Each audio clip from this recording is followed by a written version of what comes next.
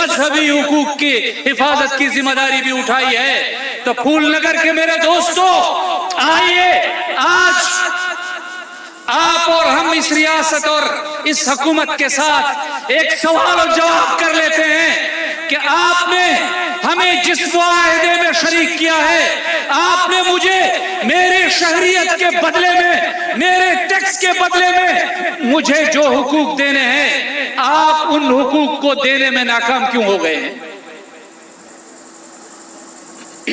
آپ نے مجھے جان کے حق کی حفاظت کی ضمانت دی ہے،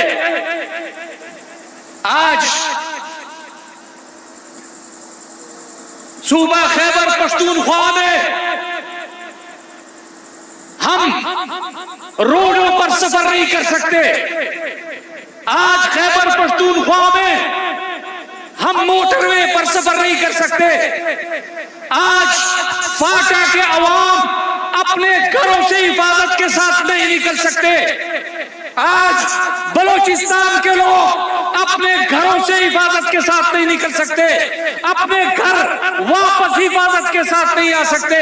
آپ نے ابھی حال ہی میں 4 سدہ کے ہمارے اتنے بڑے شیخ الحدیث مولانا محمد ادریس کا جنازہ دیکھا، آپ نے مولانا حسن جان کا جنازہ دیکھا، آپ نے باجوڑ میں ہمارے علماء کے جنازے دیکھے، آپ نے فاٹا میں ہمارے علماء کے جنازے دیکھے، آپ نے ابھی بلوچستان کے حنا میں زیارت میں ہمارے انسانوں کے جنازے دیکھے۔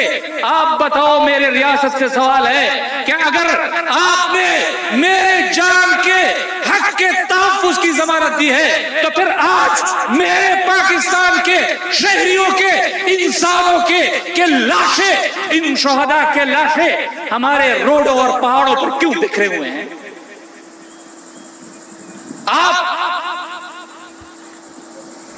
آپ مجھے جان کے حق کے تحفظ کی ضمانت نہیں دے سکتے۔ آپ کشمیر کے لوگوں کے ساتھ اس وقت جو آپ کر رہے ہیں، 78 سال کشمیر کا مقدمہ آپ نے ہندوستان کے خلاف لڑا، آج وہی ہندوستان 78 سال بعد کشمیر کا مقدمہ آپ کے خلاف لڑ رہا ہے۔ آپ بتائیے، آپ نے کشمیریوں کے جان کے حق کی حفاظت کہاں کی ہے؟ آپ نے سندھ کو ڈاکوؤں کے رم و کرم پر چھوڑا ہوا ہے، 2 سال کے، 4 سال کے، 6 سال کے بچے ڈاکوؤں کے ہاتھوں یہ غبار، اور آپ کے امداد کے منتظر آپ 2 سال کے بچے کے جان کی حق کی حفاظت نہیں کر سکتے۔ آپ بتائیے کہ میں نے اس ریاست کے ساتھ اب جو اپنے جان کے حق کے تحفظ کا معاہدہ کیا ہے، وہ ریاست کیوں ناکام ہو گئی ہے میرے جان کی حفاظت میں؟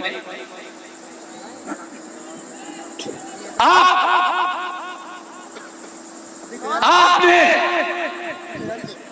میرے مال کی، مجھے معاش کی، حق کے تحفظ کی ذمہ داری آپ نے اٹھائی ہے۔ آپ کے پاس پنجاب میں عیاشی کے لیے 13 ارب کا جہاز لینے کے لیے تو پیسہ موجود ہے، لیکن پنجاب کے لوگوں پر وہ پیسہ خرچ کرنے کے لیے موجود نہیں ہے۔ آپ کے پاس سندھ میں ماہانہ 100 ارب روپیہ کرپشن کے ذریعے اٹھا کر اسمبلیاں خریدنے کے لیے تو پیسہ موجود ہے، عوام کو دینے کے لیے آپ کے پاس پیسہ موجود نہیں ہے۔ آپ کے پاس خیبر پختونخوا میں وہ لوگ جو اپنے آپ کو پاک شفاف کہتے ہیں، ان کے پاس، انہوں نے بھی پیپلز پارٹی سے طریقہ سیکھ لیا ہے کہ پیسے کماؤ اور پھر اسمبلیاں خریدو، پھر سیٹیں خریدو، پھر حکومتیں خریدو۔ تو اگر آپ ہمارے جان کے حق کے تحفظ کی ضمانت نہیں دے سکتے، ہمارے مال کے حق کے تحفظ کی ضمانت نہیں دے سکتے، پورے خطے میں اگر پیٹرول کی قیمتیں سب سے زیادہ ہے تو وہ پاکستان میں ہے، پورے خطے میں اگر بجلی کی قیمتیں سب سے زیادہ ہے تو وہ پاکستان میں ہے۔ آپ بتائیے کہ اس عوام کے ساتھ آپ نے معاش کا کہ ان کے حق کے تحفظ کی ضمانت اٹھائی ہے، آپ میری ریاست اور میری حکومت جواب دے کہ اس حق کے تحفظ میں وہ ناکام کیوں ہو گئے؟ ایک طرف جمعیت علماء اسلام کا کردار ہے کہ ہم جب آپ ہندوستان کے خلاف لڑتے ہیں، جمعیت علماء اسلام آپ کے شانہ بشانہ کھڑی ہوتی ہے. جب آپ سعودی عرب کے حرمین الشریفین کے تحفظ کی ذمہ داری اٹھاتے ہیں، جمعیت علماء اسلام آپ کی پشت پر کھڑی ہوتی ہے. آپ بتائیے کہ آپ جمعیت علماء اسلام کے مینڈیٹ کے حق پر ڈاکہ کیوں ڈالتے ہیں؟ ابھی مولانا امجد خان صاحب کہہ رہے تھے، آپ سے مطالبہ کر رہے تھے کہ پنجاب کس کا، کے پی کس کا، بلوچستان کس کا، سندھ کس کا، کشمیر کس کا؟ آپ کہہ رہے تھے مولانا کا. میں آپ کو بتانا چاہتا ہوں کہ مولانا عبدالواسع صاحب نے صحیح نشاندہی کی کہ بلوچستان کس کا، اس کا، پنجاب کس کا، اس کا، کے پی کس کا، اس کا، کشمیر کس کا، اس کا. پاکستان کے لوگوں کے لیے اور مولانا کے لیے آپ نے چھوڑا کیا ہے؟ آپ نے تو ہر چیز پر ان کو قابض اور غاصب بنا دیا ہے. اور ہم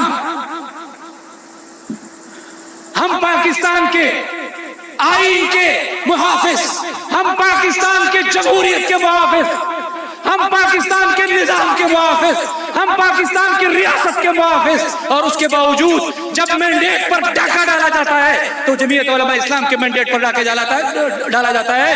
اگر آپ حکومتیں چھینتے ہیں تو جمعیت علماء اسلام کی حکومتیں چھینتے ہیں. آپ نے کے پی کی حکومت کو جمعیت سے چھینا، آپ نے بلوچستان کی حکومت کو جمعیت سے چھینا، آپ نے ابھی گلگت بلتستان میں جمعیت کے مینڈیٹ پر شبخون مارا ہے. آپ بتاؤ کہ میں نے اس ریاست کے ساتھ اپنے حق کے حکمرانی کے حق کے تحفظ کا معاہدہ کیا ہے. میری ریاست مجھ سے میرا حق کے حکمرانی کا حق کیوں چھین رہی ہے؟